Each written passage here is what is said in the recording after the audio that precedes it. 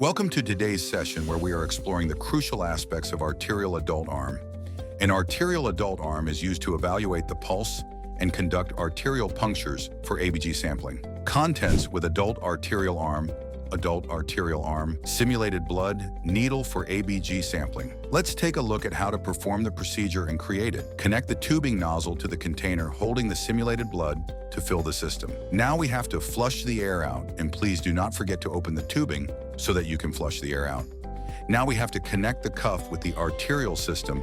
To assist the radial pulse, you have to inflate and deflate the cuff repeatedly. Once the artery is palpated, an arterial puncture can be performed, allowing for the collection of arterial blood. Now we will use a 24 gauze needle to take the ABG sampling. We will keep our needle at 45 degrees to puncture the radial artery.